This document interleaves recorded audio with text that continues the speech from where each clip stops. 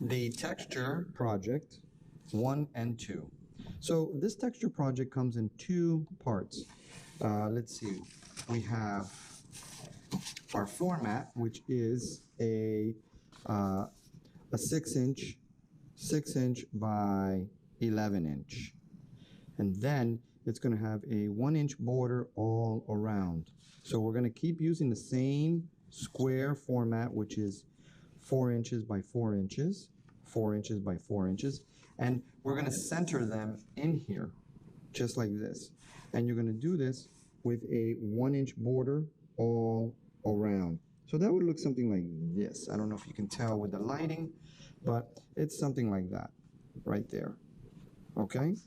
Now, one of the square formats is going to be your actual physical, a collage of your actual physical rubbings, such as this, right? Of this. And the other square format, this one will be the graphic translation, meaning over here we have physical rubbings, and then we are going to translate that into graphic renderings of our rubbings, and we're going to use hatching, cross hatching, and stippling. You'll find examples of that either on the web or in any examples I might have for you guys to download. But again, for review, we've got our stippling, right? And then we have some hatching, and some hatching, and even this is hatching and hatching. And then we have our cross hatching and our cross hatching. We're going to keep it like this. We're not going to be going, you know, and using patterning or anything like that. We're just going to purely use these three techniques to render our rubbings. So let's start off with the rubbings. Let's take this format out and let's bring one of our little squares. So here we are. Now you can, you know, and be careful because this has graphite on it, so it's gonna rub. You can do a piece that has several, you know, like in other words, this is a shoe rubbing that I did, and what I did was I cut it into strips. So you can find some strips that you put in there, and what I want you to do is to make a collage.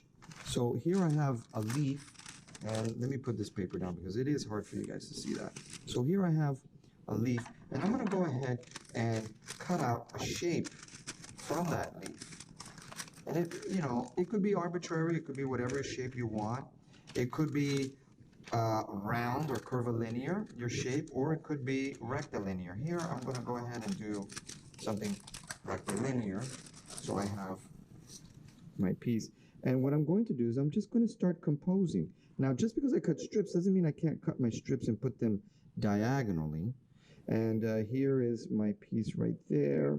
And now what I'm going to do is I'm going to start looking for different rubbings or my texture to place around and collage and make a design. So you can use scissors, or in this case, I might just go ahead because it might be faster for me to go ahead and use an X-Acto blade.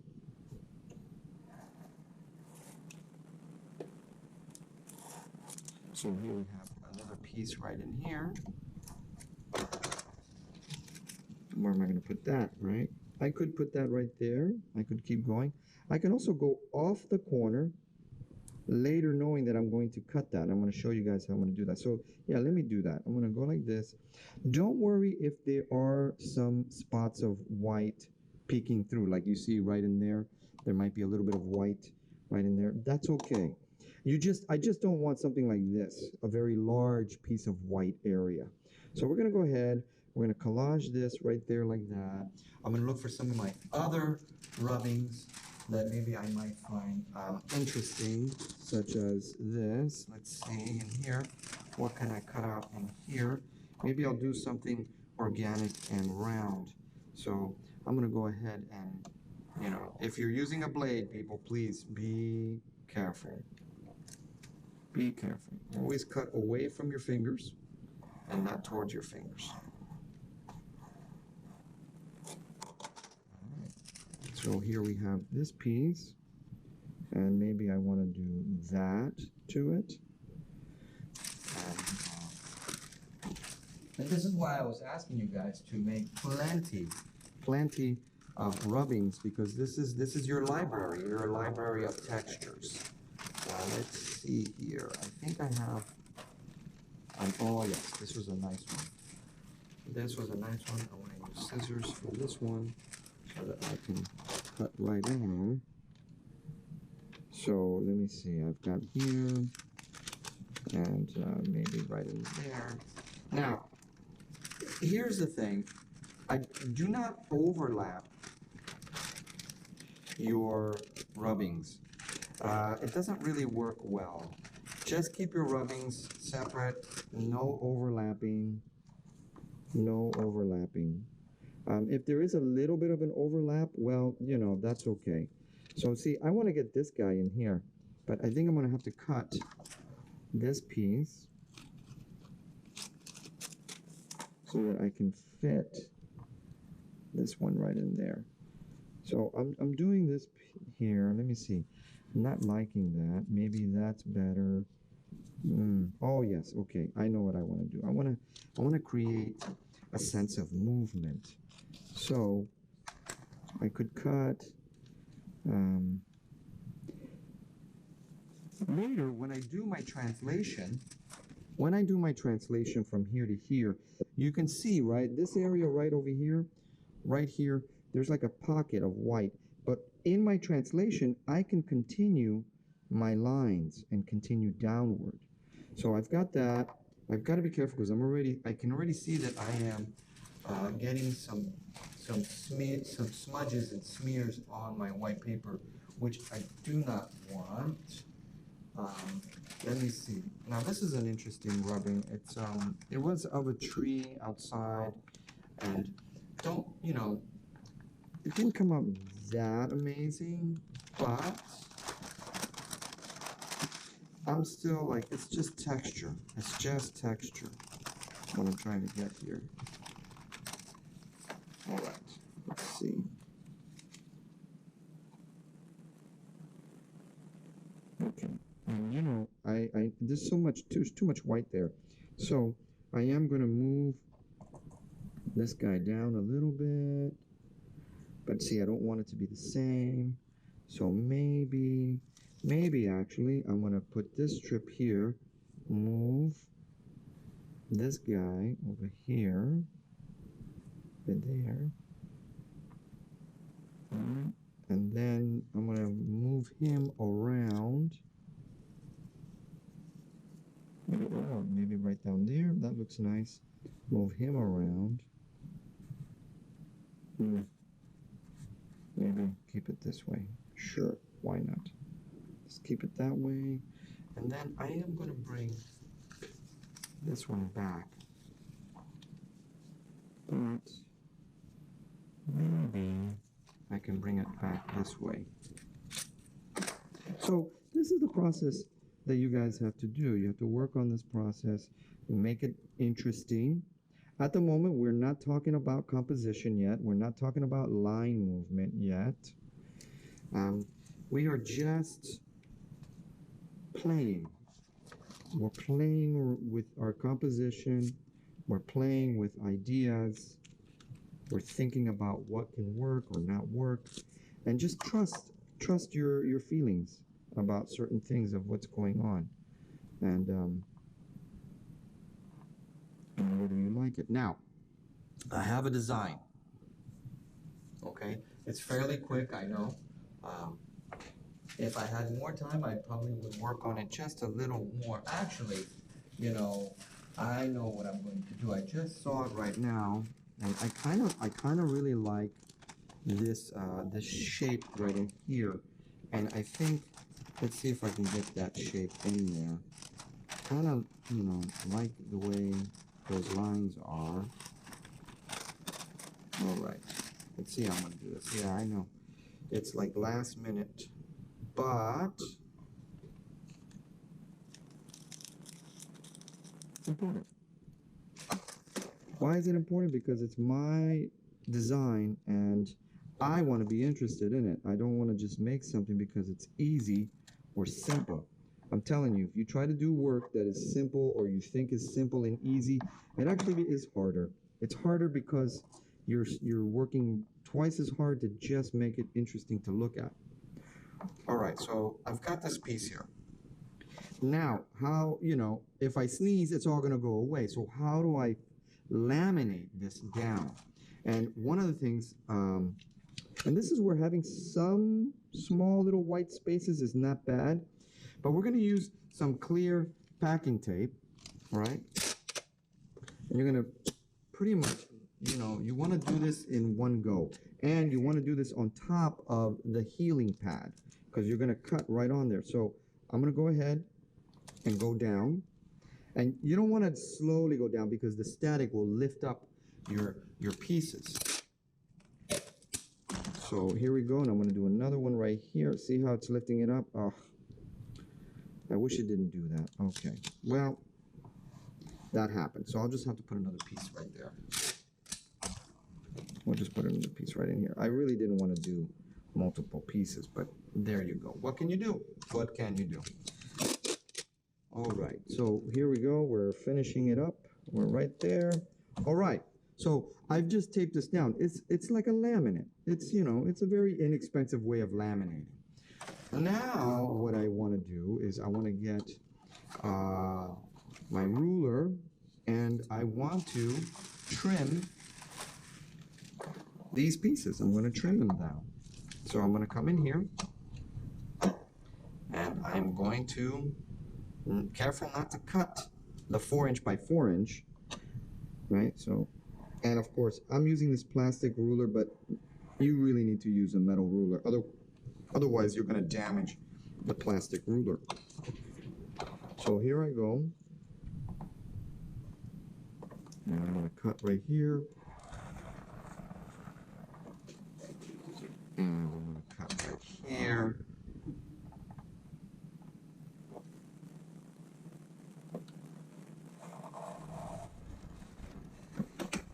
And right up here.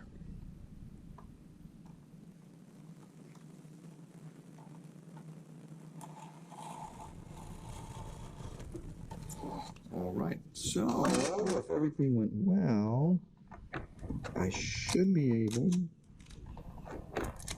to lift this guy up. Okay, yep, there it is. So here I am, this is it. It's been laminated. It's good to go. It's good enough. It's good enough. Let's see, let's take this off here. So now my job is to, very much like a line project that we did, is to translate that in a very clean way over into my graphic interpretation format. So I'm going to grab this texture and copy it over onto here. But how am I going to do that? I'm going to do that very carefully first with pencil, and then I'm going to grab my pens and I will then use the different various types of pens to create different line quality. But yeah, as I come in here, I'm going to go ahead and translate this onto here. Now, if this is hard to do, one of the things that I recommend is picture a plus sign in here. And so then you have 4 quadrants. And if I lightly draw, just very lightly, because later I want to erase that. If I lightly draw a quadrant in there, 4 quadrants, a plus sign, I can then see, how this is. I can see that I've got, and do not draw the outside. You are just purely drawing the texture. So when I draw this piece right in here, which is right there, notice that it stops. I'm not going to stop. I'm going to keep going. I'm going to keep going because this is my interpretation drawing. I have down in here, so I have my leaves and it's coming out. And, I'm just being very light about it. I notice here that I have these lines that are going this way. So I'm going to keep drawing my leaf right in here. And I have these lines. and they're kind of dotted. So it's going to be great for me to use my stippling technique in here.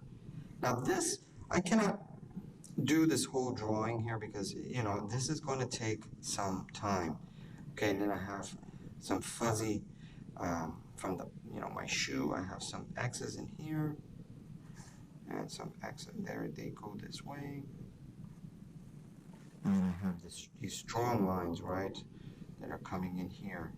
And it's really strong, thick lines, and then thinner lines, and then thinner lines right in there.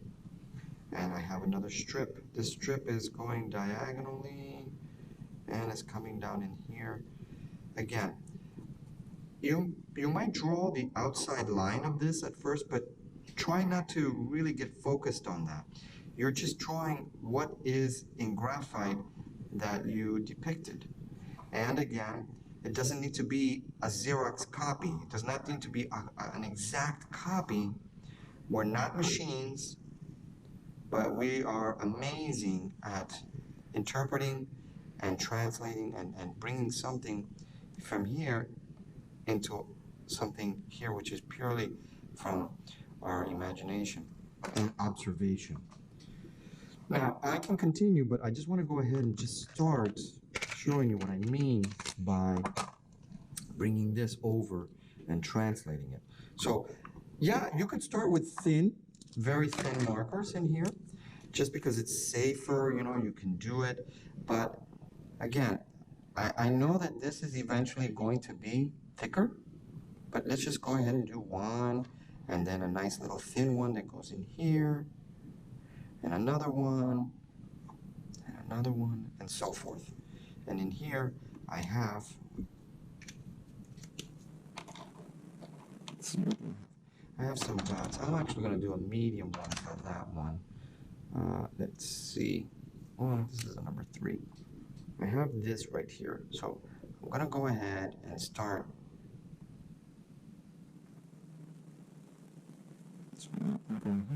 So I noticed that it's light, light, light, and then it starts to get really, you know, heavy, and then get light again.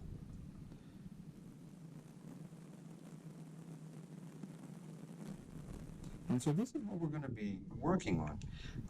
I could probably use a thicker tip. Let me see, this is a number 7.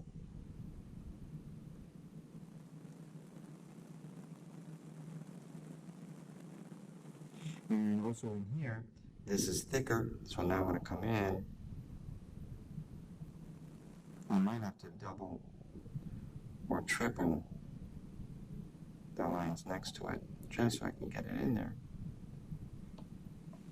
And some of these lines are a little bit thicker, but the hardest thing in this project is to not, I repeat, do not outline and do not do something like, let's see, something like this. Do not do something like this for texture. Or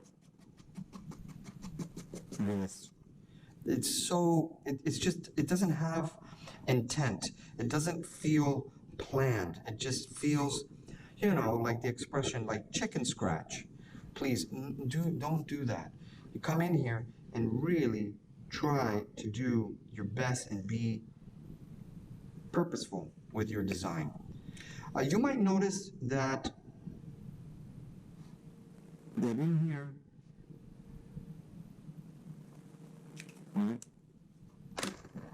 let me see.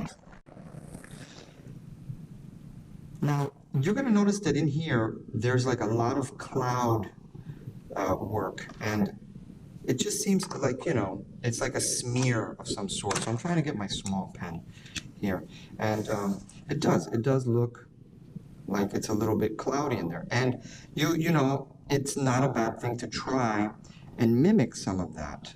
And how would we do that, right? So you can do that by just simply doing some hatching, and the hatching could be like this, you know, and it does.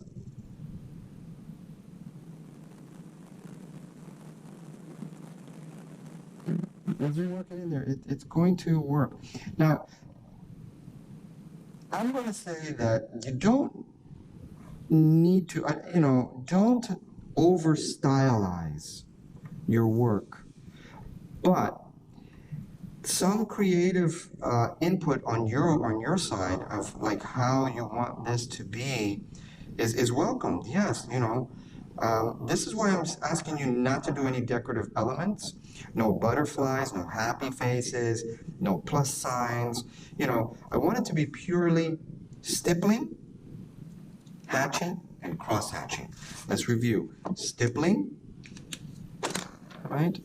Stippling is comprised of dots or little short dashes like this. This is stippling. Okay. And then hatching is comprised of just lines that go like this. And it could be thin lines or thick lines. Either way, but hatching is this. This is hatching. And hatching doesn't have to be all in one direction. But this is all hatching right there. Hatching. And then cross hatching.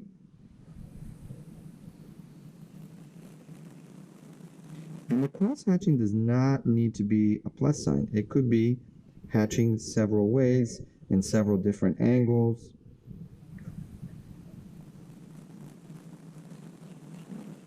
And of course, you can combine them all together, and there's your cross hatching. So this is what I'm asking and requiring you to do to explore texture. And texture from what you just experienced physically in nature and also within your surroundings. All right, so we're going to work on this some more, and like I said, this takes time.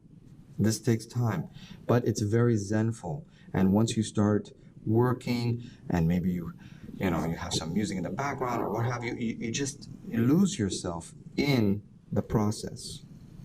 Once this is done, you are going to then attach these, and be careful, clean your hands, make sure your hands are clean for craftsmanship, and you may either glue them down, you may rubber cement them down from the back, or you can just glue them down.